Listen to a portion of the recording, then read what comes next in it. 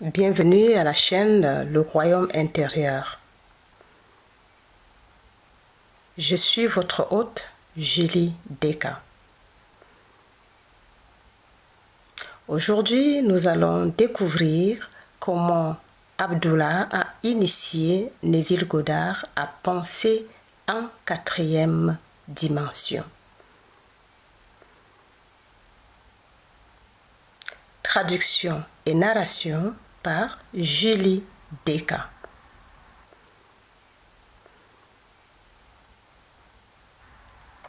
Comment penser en quatrième dimension? Il leur dit: j'ai de la viande que tu ne connais pas. Je suis le pain qui descend du ciel. Je suis le vin. Je sais ce que je veux être. Et parce que je suis ce pain, j'en fais un festin. Je suppose que je le suis, et au lieu de me réjouir du fait que je suis dans cette pièce en train de vous parler et que vous m'écoutez, et que je suis à Los Angeles, je me réjouis du fait que je suis ailleurs et que je marche ici comme si j'étais ailleurs. Et peu à peu, je deviens ce dont je me régale.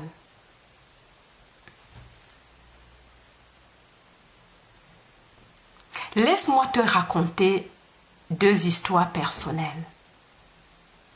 Quand j'étais enfant, je vivais dans un environnement très limité sur une petite île appelée Barbade. Les aliments pour animaux étaient très rares, très rares et très chers parce que nous devions les importer.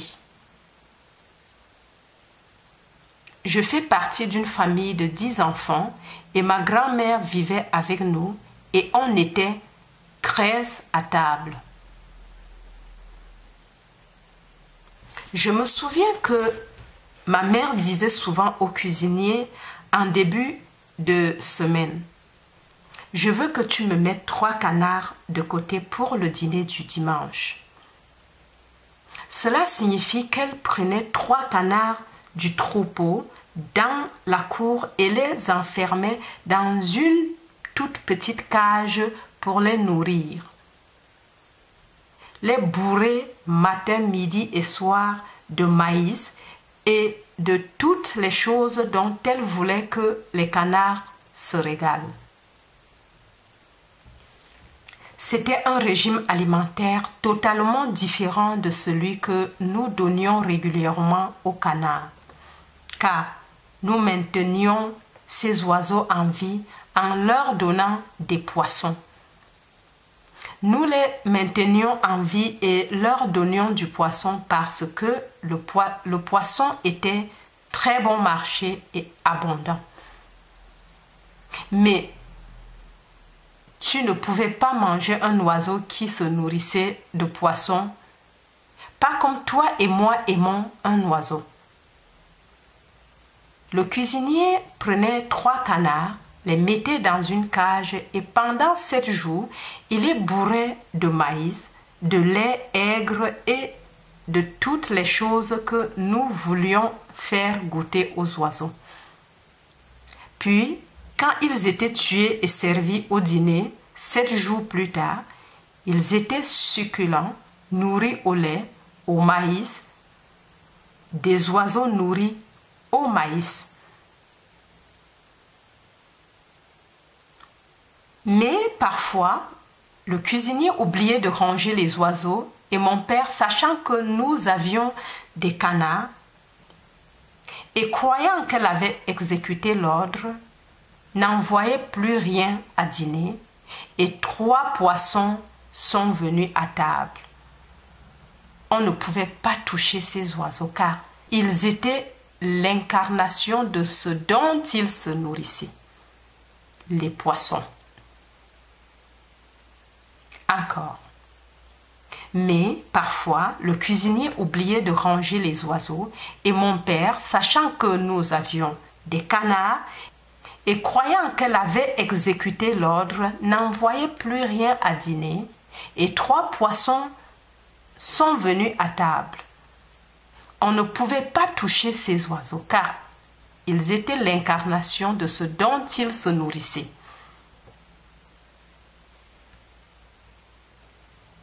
L'homme est un être psychologique, un penseur. Ce n'est pas ce dont il se nourrit physiquement, mais ce dont il se nourrit mentalement qu'il devient. Nous devenons l'incarnation de ce dont nous nous nourrissons mentalement.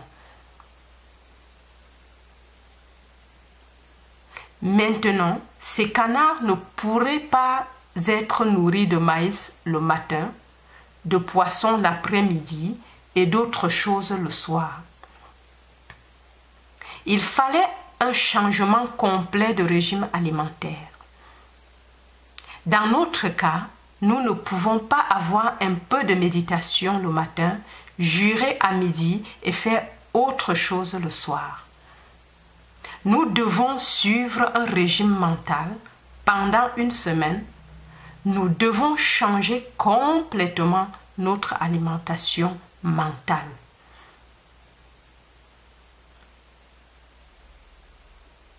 Tout ce qui est vrai, tout ce qui est honnête, tout ce qui est juste, tout ce qui est pur, tout ce qui est de bon sens. S'il y a une vertu, s'il y a une louange, pense à ces choses. Philippiens 4, 8. Comme un homme pense dans son cœur, ainsi il est. Si je pouvais maintenant déterminer le genre de nourriture mentale que je veux exprimer dans mon monde et en faire un festin, je le deviendrais. Laisse-moi te dire pourquoi je fais ce que je fais aujourd'hui. C'était en 1933 dans la ville de New York et mon vieil ami Abdullah, avec qui j'ai étudié l'hébreu pendant 5 ans, a vraiment été le début de l'alimentation de toutes mes superstitions. Lorsque je suis allée le voir, j'étais remplie de superstitions. Je ne pouvais pas manger de viande, je ne pouvais pas manger de poisson, je ne pouvais pas manger de poulet, je ne pouvais manger aucune de ces choses qui vivaient dans le monde. Je ne buvais pas, je ne fumais pas et je faisais un effort énorme pour vivre une vie de célibataire. Abdullah m'a dit, je ne vais pas te dire que tu es fou, Neville, mais tu l'es, tu le sais. Toutes ces choses sont stupides, mais je ne pouvais pas croire qu'elles étaient stupides. En novembre 1933, j'ai fait mes adieux à mes parents dans la ville de New York alors qu'ils s'embarquaient pour la Barbade. J'étais dans ce pays depuis 12 ans sans avoir envie de voir la Barbade. Je n'avais pas réussi et j'avais honte de rentrer chez moi avec des membres de ma famille qui avaient réussi. Après 12 ans en Amérique, j'étais un échec à mes propres yeux. J'étais au théâtre et j'ai gagné de l'argent une année et je l'ai dépensé le mois suivant. Je n'étais pas ce que j'appellerais par rapport à leurs normes ni par rapport aux miennes une personne qui avait réussi. Je n'avais aucune envie d'aller à la Barbade quand j'ai dit au revoir à mes parents en novembre. Le bateau s'est retiré et en remontant la rue, quelque chose me possédait avec le désir d'aller à la Barbade. C'était en 1933. J'étais au chômage et je n'avais nulle part où aller, sauf une petite chambre sur la 75e rue. Je suis allée directement voir mon vieil ami Abdullah et je lui ai dit « Ap, le sentiment le plus étrange me possède. Pour la première fois depuis 12 ans, je veux aller à la Barbade. Si tu veux y aller, Neville, tu y es allé ?» a-t-il répondu. C'était un langage très étrange pour moi. Je suis à New York, sur la 72e rue, et il me dit que je suis allé à la Barbade. Je lui ai dit, « Que veux-tu dire? Je suis parti à la Barbade. » Il m'a répondu, « Tu veux vraiment y aller? » J'ai répondu, « Oui. » Il m'a alors dit, « En franchissant cette porte, tu ne marches plus sur la 72e rue, tu marches dans des rues bordées de palmiers, des rues bordées de cocotiers. Nous sommes à la Barbade. Ne me demande pas comment tu vas y aller. Tu es à la Barbade. Tu ne dis pas comment quand tu y es. Tu y es. Maintenant, tu marches comme si tu y étais déjà.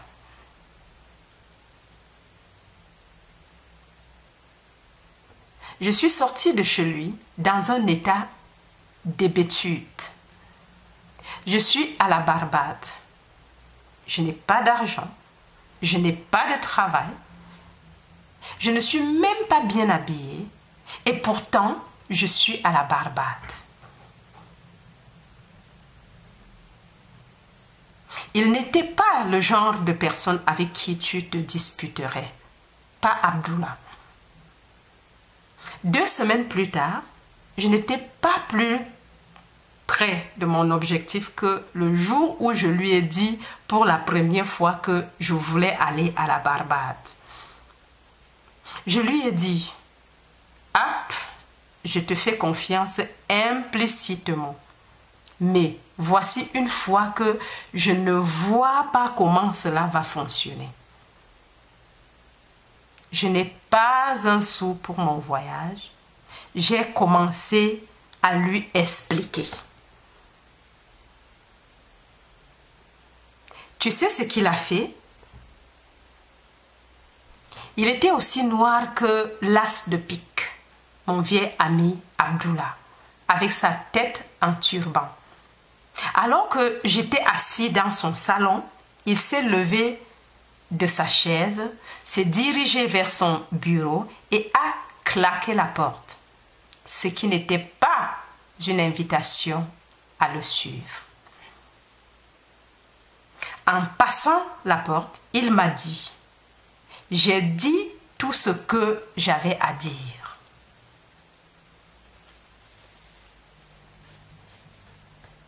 Le 3 décembre, je me suis tenue devant Abdullah et je lui ai répété que je n'étais pas plus près de mon voyage. Il a répété sa déclaration. « Tu es à la Barbade. » Le tout dernier navire qui se rendait à la Barbade et qui m'y amènerait pour la raison que je voulais y aller, à savoir pour Noël, embarquait à midi le 6 décembre. Le vieux Nerissa. Le matin du 4 décembre, n'ayant pas de travail, n'ayant nulle part où aller, je me suis couchée tard. Quand je me suis levée, il y avait une lettre de courrier aérien de la Barbade sous ma porte. En ouvrant la lettre, un petit bout de papier a vacillé sur le sol. Je l'ai ramassé et c'était une traite de 50 $. La lettre était de mon frère Victor et elle disait « Je ne te demande pas de venir, Neville, c'est un ordre. Nous n'avons jamais eu un Noël où tous les membres de notre famille étaient présents et en même temps. Ce Noël, cela pourrait être fait si tu venais. » Encore. La lettre était de mon frère Victor et elle disait « Je ne te demande pas de venir, Neville, c'est un ordre. Nous n'avons jamais eu un Noël où tous les membres de notre famille étaient présents en même temps. Ce Noël, cela pourrait être fait si tu venais. » Mon frère aîné Cécile a quitté la maison avant la naissance du plus jeune. Puis nous avons commencé à nous éloigner de la maison à des moments différents, de sorte que jamais dans l'histoire de notre famille, nous n'avions été tous ensemble en même temps. La lettre continuait ainsi. « Tu ne travailles pas. Je sais qu'il n'y a aucune raison pour que tu ne puisses pas venir. Tu dois donc être ici avant Noël. Les 50 $ ci-joints sont destinés à l'achat de quelques chemises ou d'une paire de chaussures dont tu pourrais avoir besoin pour le voyage. Tu n'auras pas besoin de pourboire. Utilise le bar si tu bois. J'irai à la rencontre du bateau et je payerai tous tes pourboires et tes dépenses que tu auras engagées. J'ai télégraphié à Furness, Whitey & Co. à New York City et leur ai dit de te délivrer un billet lorsque tu te présenteras à leur bureau. Les 50 $ servent simplement à acheter quelques petits articles de première nécessité. Tu peux signer comme tu veux à bord du bateau. Je le remplirai et je m'occuperai de toutes les obligations. Encore.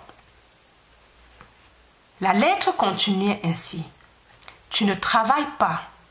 Je sais qu'il n'y a aucune raison pour que tu ne puisses pas venir. Tu dois donc être ici avant Noël. Les 50 $ ci-joints sont destinés à l'achat de quelques chemises ou d'une paire de chaussures dont tu pourrais avoir besoin pour le voyage. Tu n'auras pas besoin de pourboire. Utilise le bar si tu bois. J'irai à la rencontre du bateau et je payerai tous tes pourboires et les dépenses que tu auras engagées. J'ai télégraphié à Furness, Whitey & Co. à New York City et leur ai dit de te délivrer un billet lorsque tu te présenteras à leur bureau. Les 50 $ servent simplement à acheter quelques petits articles de première nécessité. Tu peux signer comme tu veux à bord du bateau. Je le remplirai et je m'occuperai de toutes les obligations. Je suis allée chez Furness, Whitey & Co. avec ma lettre et je les ai laissés la lire. Ils m'ont dit « Nous avons reçu le câble, Monsieur Goddard, mais malheureusement nous n'avons plus de place sur la navigation du 6 décembre. La seule chose disponible est la 3e classe entre New York et Saint-Thomas. quand nous arrivons à Saint-Thomas, nous avons quelques passagers qui descendent. Vous pourrez alors voyager en première classe de Saint-Thomas à la Barbade.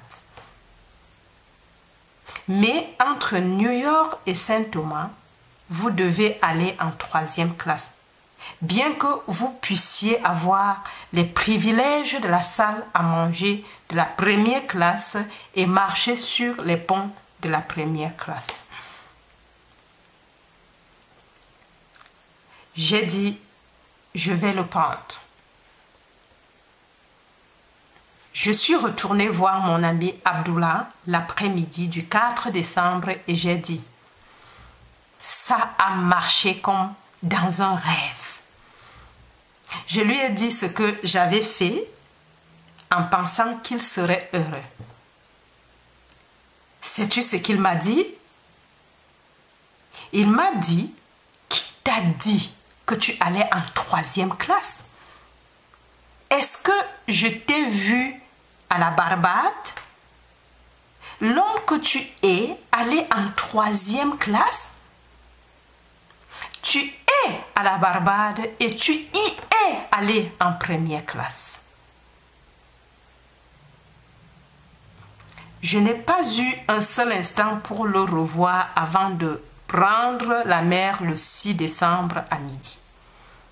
Lorsque je suis arrivée sur le quai avec mon passeport et mes papiers pour monter à bord de ce navire, l'agent m'a dit « Nous avons de bonnes nouvelles pour vous, Monsieur Godard. Il y a une annulation et vous allez partir en première classe. » Abdullah m'a appris l'importance de rester fidèle à une idée et de ne pas faire de compromis. J'ai hésité, mais il est resté fidèle à l'idée que j'étais à la Barbade et que j'avais voyagé en première classe.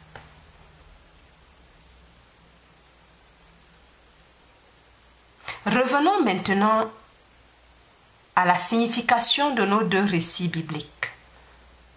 Le puits est profond et tu n'as pas de seau, tu n'as pas de corde.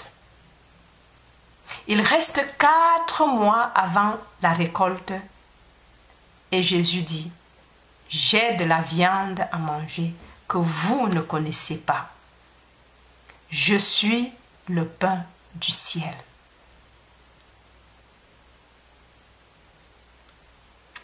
Fais-toi de l'idée, identifie-toi à l'idée comme si tu étais déjà cet état incarné. Marche dans l'hypothèse que tu es ce que tu veux être.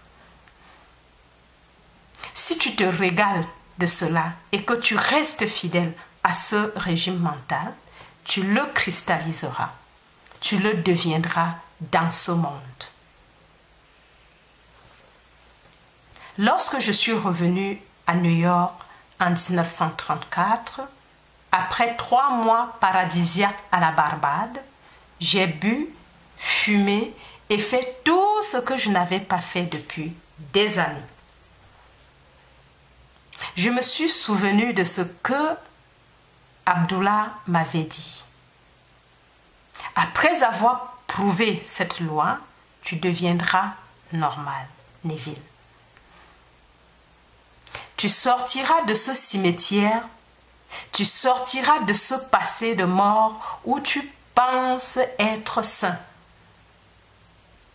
Pour tout ce que tu fais vraiment, tu sais, tu es si bon, Neville, tu n'es bon à rien.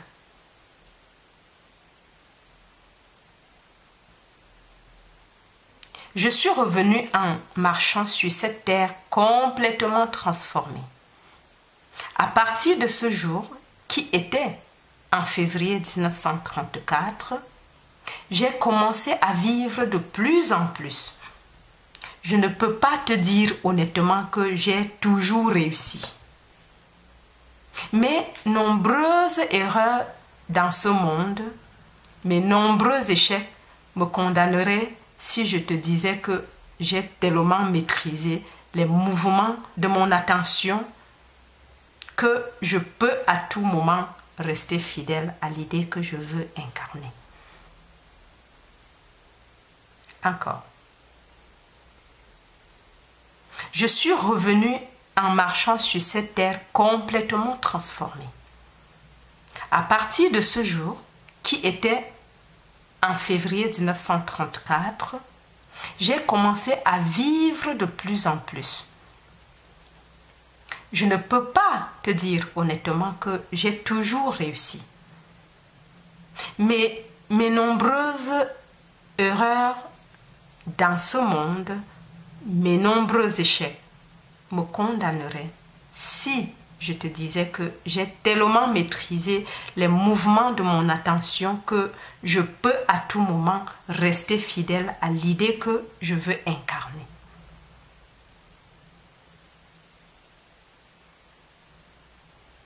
Mais je peux dire avec l'ancien professeur, bien que je semble avoir échoué dans le passé, j'avance, je m'efforce jour après jour de devenir ce que je veux incarner dans ce monde.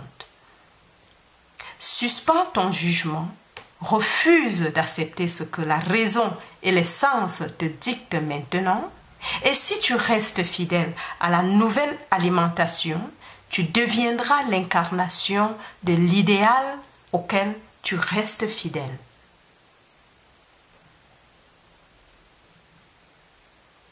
S'il y a un endroit dans le monde qui ne ressemble pas à ma petite île de la Barbade, c'est bien New York. À la Barbade, le plus haut bâtiment est de 3 étages et les rues sont bordées de palmiers et de cocotiers et de toutes sortes de choses tropicales. À New York, il faut aller dans un parc pour trouver un arbre.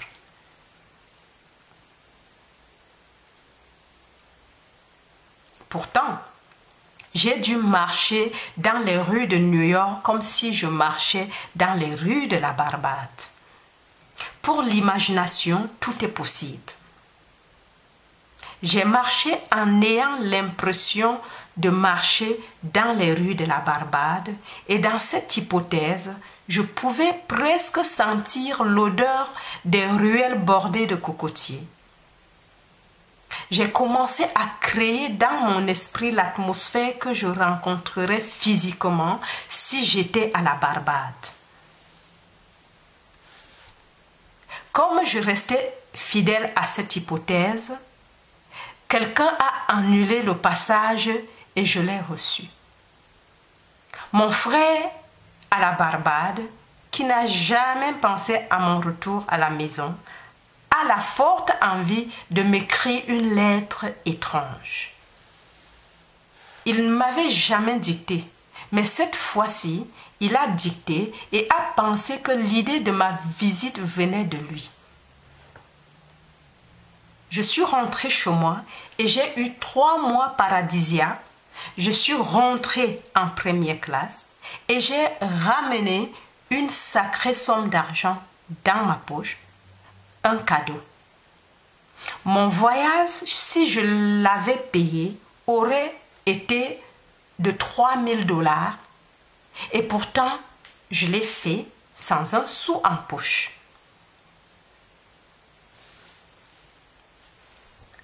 J'ai des moyens que tu ne connais pas.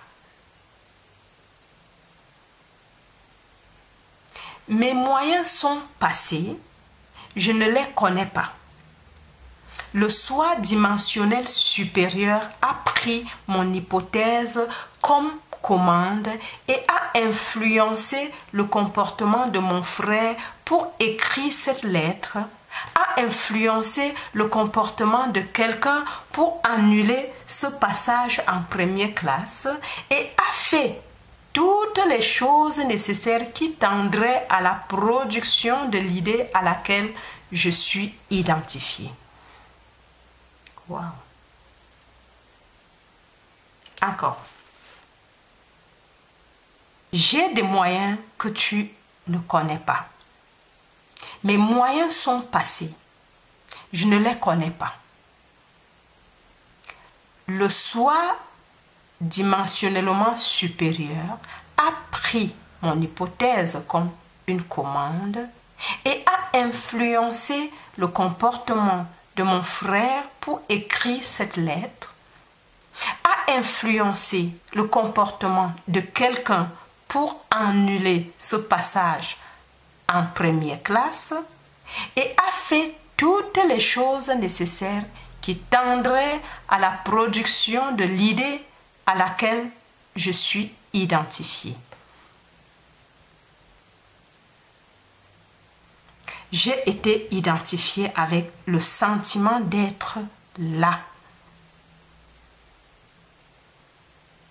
Je dormais comme si j'étais là et tout le comportement de l'homme était modelé en harmonie avec mon hypothèse. Je n'ai pas eu besoin de descendre chez Furness White & Co. et de les supplier pour un passage en leur demandant d'annuler quelqu'un qui était réservé en première classe. Je n'ai pas eu besoin d'écrire à mon frère et de le supplier de m'envoyer de l'argent ou de m'acheter un passage. Il pensait être à l'origine de l'acte. En fait, jusqu'à ce jour, il croit avoir initié le désir de me ramener à la maison. Mon vieil ami Abdullah m'a simplement dit: « Tu es à la Barbade, Neville. Tu veux y être. Partout où tu veux être, là tu es. Vis comme si tu étais, et ça, tu le seras. » Wow. Ce sont les deux points de vue sur le monde que possède chaque homme. Je me fiche de qui tu es.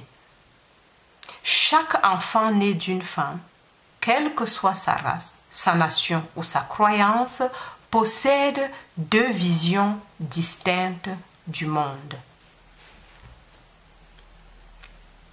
Soit tu es l'homme naturel qui ne reçoit pas les choses de l'Esprit de Dieu, parce que pour toi, dans la focalisation naturelle, elles sont une folie. Soit tu es l'homme spirituel qui perçoit les choses en dehors des limites de tes sens, parce que toutes les choses sont maintenant des réalités dans un monde dimensionnellement plus large. Il n'est pas nécessaire d'attendre 4 mois pour la récolte.